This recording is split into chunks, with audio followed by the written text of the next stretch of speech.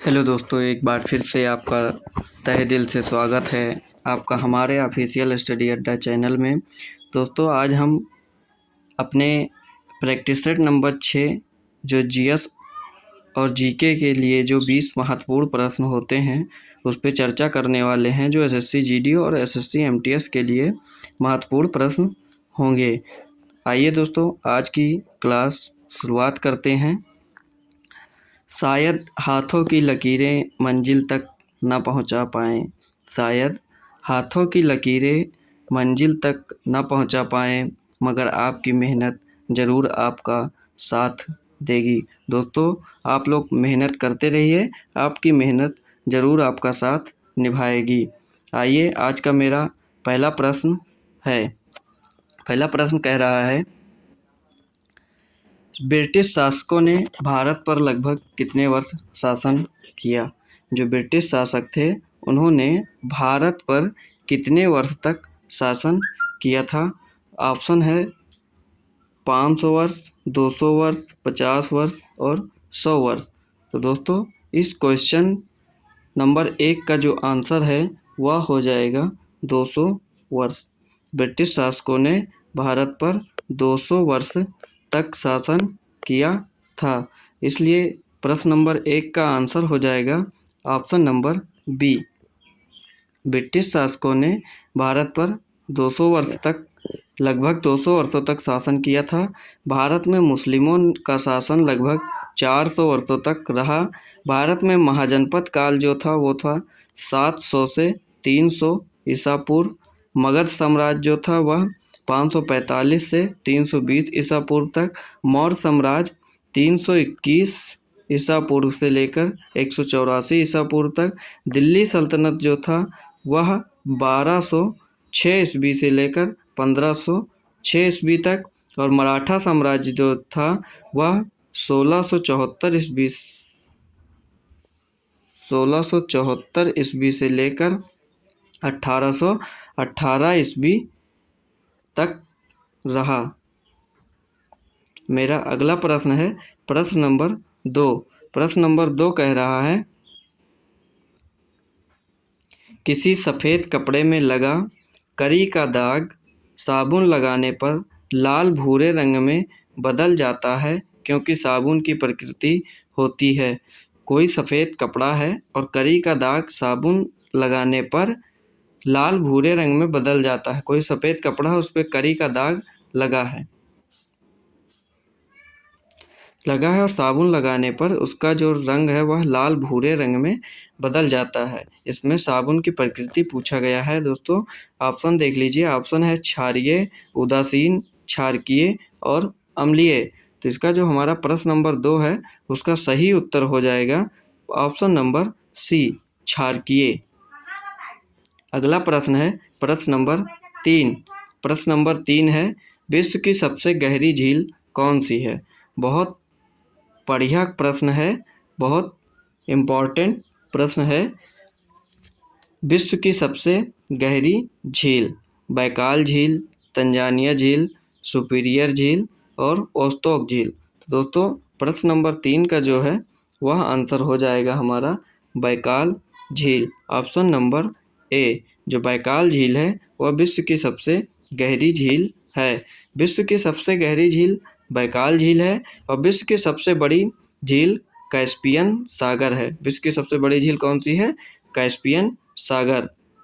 और टांगानिका झील, जो टांगानिका झील है वह विश्व की सबसे लंबी मीठे जल की झील है और मीठे पानी की सबसे बड़ी झील जो है वह सुपीरियर झील है। और विक्टोरिया झील तंजानिया और युगांडा के बीच अंतर्राष्ट्रीय सीमा बनाती है। ये थे कुछ झील से रिलेटेड प्रश्न। आइए, अब मेरा चौथा प्रश्न है, चिपको आंदोलन भारत में सबसे पहले कहाँ शुरू हुआ था? जो चिपको आंदोलन था वह भारत में सबसे पहले कहाँ पे शुरू हुआ था? भारत के राज्य हैं महाराष्ट्र, कर्नाटक, उत्तर प्रदेश और तमिलनाडु। तो चिपको आंदोलन सबसे पहले कहाँ शुरू हुआ था? तो चिपको आंदोलन सबसे पहले उत्तर प्रदेश से शुरू हुआ था। Option number C correct answer है इसका। चिपको आंदोलन के नेता जो थे वह सुंदरलाल बहुगुणा थे। कौन था? सुंदरलाल बहुगुणा चिपको आंदोलन के नेता थे। इस आंदोलन का मुख्य उद्देश्य पेड़ों की कटाई को रोकना था। चिपको आंदोलन का जो मुख्य उद्देश्य था वह था पेड़ों की कटाई को रोकना। चिपको आंदोलन की शुरुआत वर्तमान उत्तराखंड राज्य के चमोली जिला 1974 में प्रारंभ हुआ था।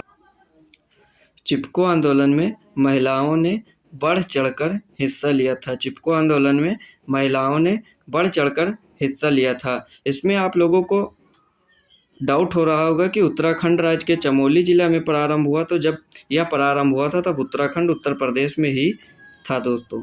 आइए मेरा अगला प्रश्न है, प्रश्न नंबर 5।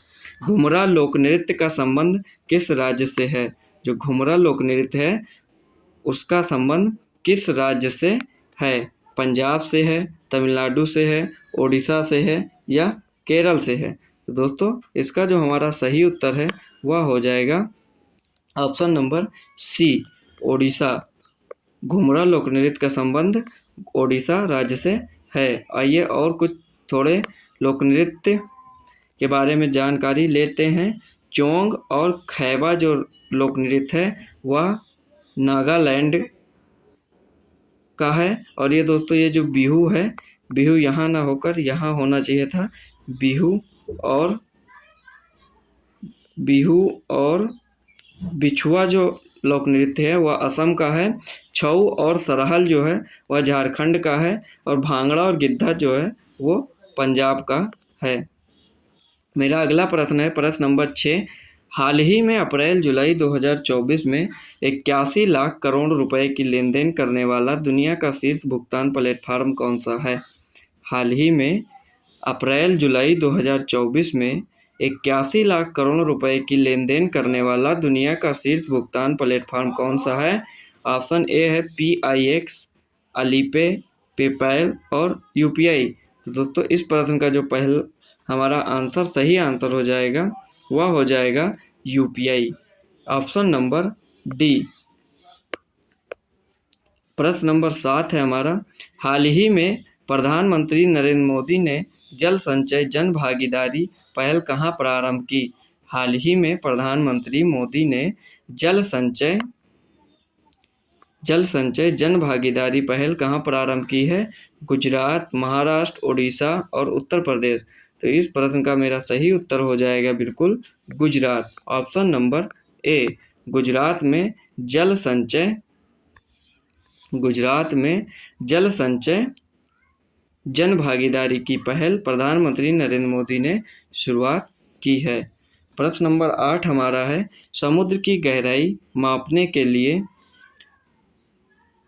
उपयोग किया जाने वाला यंत्र कौन सा है? ऑप्शन है हाइड्रोमीटर, फेथोमीटर, मैनोमीटर, एल्टीमीटर। तो इसका जो हमारा सही उत्तर है वह हो जाएगा फेथोमीटर, ऑप्शन नंबर बी सही है। प्रश्न नंबर 9 है मेरा, दामोदर घाटी परियोजना किन राज्यों को लाभ हुआ? दामोदर घाटी परियोजना से किन राज्यों को लाभ हुआ है? बिहार और झारखंड, बिहार और ओडिशा, पश्चिम बंगाल और बिहार, झारखंड और पश्चिम बंगाल। इसमें जो मेरा सही उत्तर होने वाला है वह है झारखंड और पश्चिम बंगाल। झारखंड और पश्चिम बंगाल को जो है वह दामोदर घाटी परियोजना से लाभ हुआ है। अगला प्रश्न है मेरा, प्रश्न नंबर 10। दिल्ली सल्तनत का कौन सा शासक मोहम्मद गौरी का गुलाम था? बहुत बढ़िया क्वेश्चन है। देखिए दोस्तों, दिल्ली सल्तनत का कौन सा शासक मोहम्मद गौरी का गुलाम था? कुतुबुद्दीन ऐबक, मोहम्मद बिन तुगलक, बलबन और रजिया सुल्तान। तो इसका जो सही उत्तर है वह होने वाला है option number A, Qutubuddin Aibak जो था वह मोहम्मद गौरी का गुलाम था। अगला प्रश्न है, प्रश्न नंबर 11। गायत्री मंत्र का सर्वप्रथम उल्लेख किस ग्रंथ से मिलता है? जो गायत्री मंत्र है उसका सर्वप्रथम उल्लेख किस ग्रंथ में मिलता है? ऑप्शन है ऋग्वेद, अथर्ववेद, उपनिषद, पुराणों में। तो इसका जो सही उत्तर है वह हो जाएगा ऋग्वेद में। ऋग्वेद में गायत्री मंत्र का सर्वप्रथम उल्लेख मिलता है। गायत्री मंत्र सर्वप्रथम उल्लेख ऋग्वेद के 3 मंडल में मिलता है और जिसकी रचना विश्वामित्र ने की थी। ये प्रश्न कई बार पूछा जा चुका है कि गायत्री मंत्र की रचना किसने की थी, तो वो दोस्तों उसका उत्तर हो जाएगा विश्वामित्र ने की थी। अगला प्रश्न है प्रश्न नंबर 12, सैटेलाइट लॉन्चिंग स्टेशन निम्न में से कहाँ स्थित है। जो सैटेलाइट लॉन्चिंग स्टेशन है वह इन निम्न में से कहाँ पे स्थित है। श्रीहरिकोटा, पुणे, कोच्चि, भुवनेश्वर। तो इस प्रश्न नंबर 12 का जो सही उत्तर है वह है श्रीहरिकोटा में सैटेलाइट लॉन्चिंग स्टेशन स्थित है।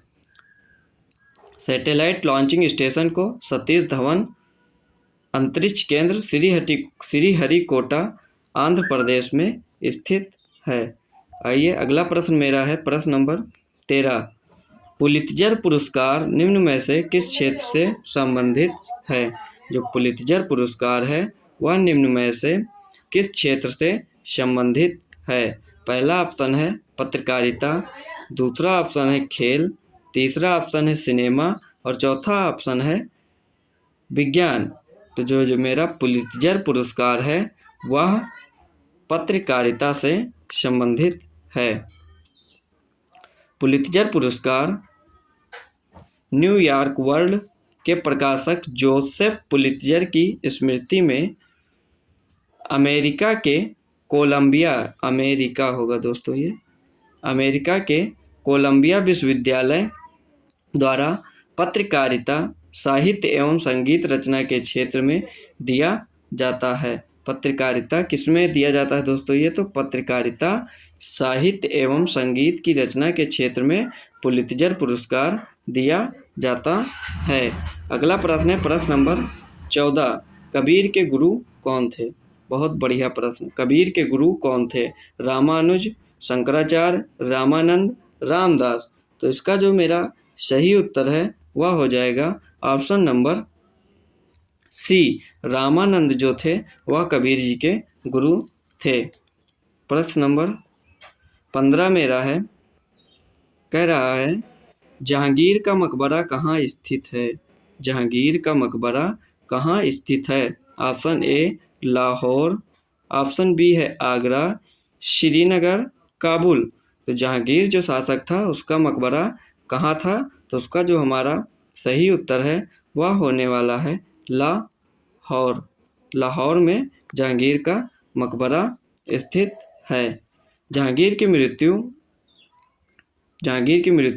1627 ईस्वी में हुई थी और जहांगीर के मकबरे का निर्माण किसने करवाया था दोस्तों, तो वो थे नूरजहां ने लाहौर के निकट शहादरा में करवाया था। कहाँ पे करवाया था, लाहौर के निकट शहादरा में करवाया था। अगला प्रश्न है प्रश्न नंबर 16, निम्न में से किस राज्य में काली मिट्टी पाई जाती है। निम्न में से किस राज्य में काली मिट्टी पाई जाती है। गुजरात में, मध्य प्रदेश में, महाराष्ट्र में, इन सभी में। तो इसका जो हमारा सही उत्तर है वह हो जाएगा, काली मिट्टी कहाँ पे पाई जाती है, तो उसके लिए मेरा सही उत्तर हो जाएगा ऑप्शन नंबर डी, इन सभी राज्यों में काली मिट्टी पाई जाती है। काली मिट्टी गुजरात, मध्य प्रदेश, महाराष्ट्र आदि राज्यों में पाई जाती है। काली मिट्टी मुख्यतः दक्कन के लावा क्षेत्र में पाई जाती है। इसका निर्माण ज्वालामुखी से निर्मित बेसाल्ट चट्टानों से हुआ है। इसे कपास मिट्टी भी कहते हैं। क्या कहते हैं इसे कपास मिट्टी भी कहा जाता है। मेरा अगला प्रश्न है प्रश्न नंबर 17। प्रश्न नंबर 17 कह रहा है संविधान का कौन सा अनुच्छेद राज्य सरकार को ग्राम पंचायतों के संगठन का निर्देश देता है।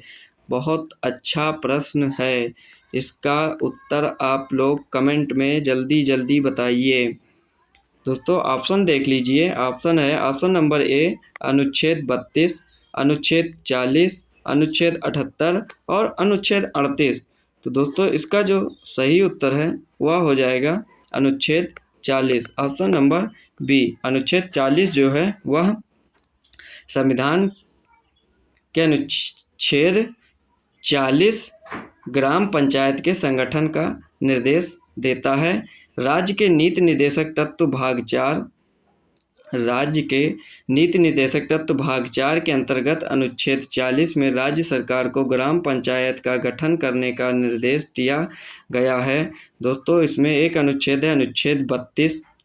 अनुच्छेद 32 किससे संबंधित है, इसको आप लोग कमेंट सेक्शन में ज़रूर बताइएगा।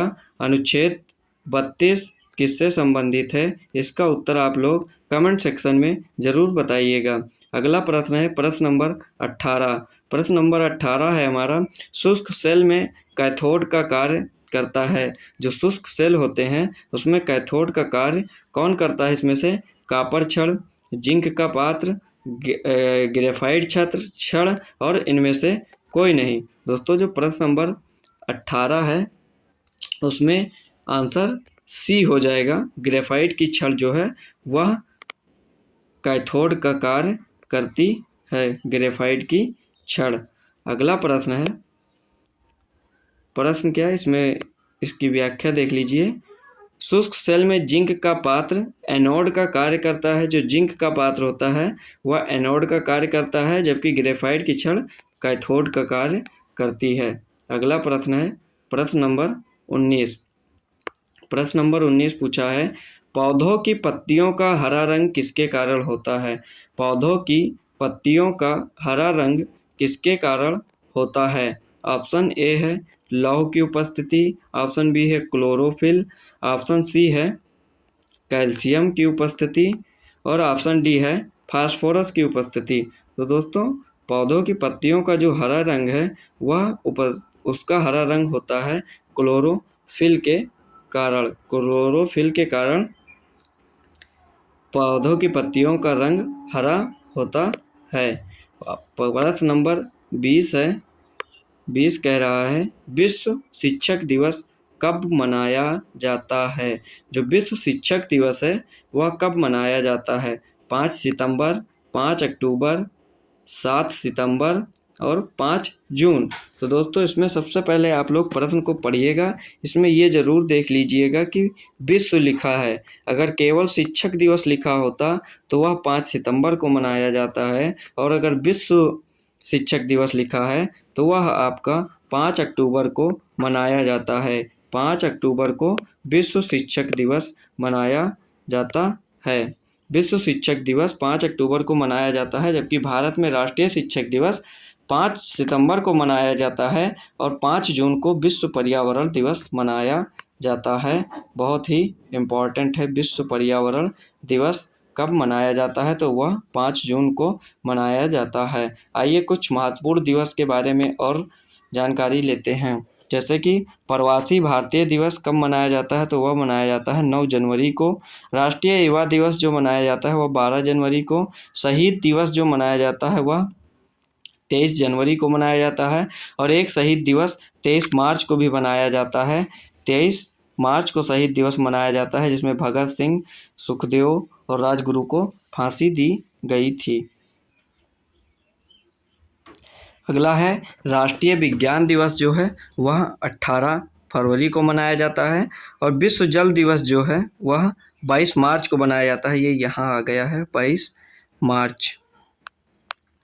मार्च को मनाया जाता है विश्व जल दिवस। और विश्व गौरैया दिवस जो है वह मनाया जाता है 20 मार्च को। विश्व गौरैया दिवस 20 मार्च को मनाया जाता है। और विश्व पृथ्वी दिवस जो है वह 22 अप्रैल को। विश्व पर्यावरण दिवस 5 जून को। विश्व जनसंख्या दिवस जो है वह 11 जुलाई को मनाई जाती है। और विश्व बाघ दिवस जो है वह 29 जुलाई को। विश्व बाघ दिवस कब मनाया जाता है तो वह मनाया जाता है 29 जुलाई को। और राष्ट्रीय खेल दिवस जो है वह मनाया जाता है 29 अगस्त को। और हिंदी दिवस जो है वह मनाई जाती है 14 सितंबर को। विश्व हिंदी दिवस मनाई जाती।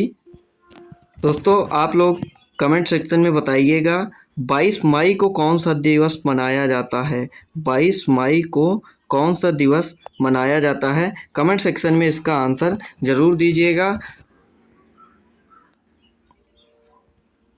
धन्यवाद। आज इतने ही प्रश्नों पे हमने चर्चा की है। अगला प्रैक्टिस सेट नंबर 7 में मिलते हैं आपको। तब तक के लिए थैंक यू। और हमारे टेलीग्राम चैनल से आप लोग ज़रूर जुड़ लीजिएगा, क्योंकि उस पे सारे वीडियो जो मैथ की क्लास चलती है और जो जीके और जीएस की चलती है उसकी लिंक उस पे शेयर कर दी जाती है। टेलीग्राम चैनल पे जाकर आप ऑफिशियल स्टडी अड्डा के नाम से सर्च कर सकते हैं। अगर नहीं सर्च हो रहा है तो आप हमारे डिस्क्रिप्शन बॉक्स में जाकर वहाँ से टेलीग्राम चैनल की लिंक ले सकते हैं। थैंक यू, धन्यवाद। आपका दिन शुभ हो।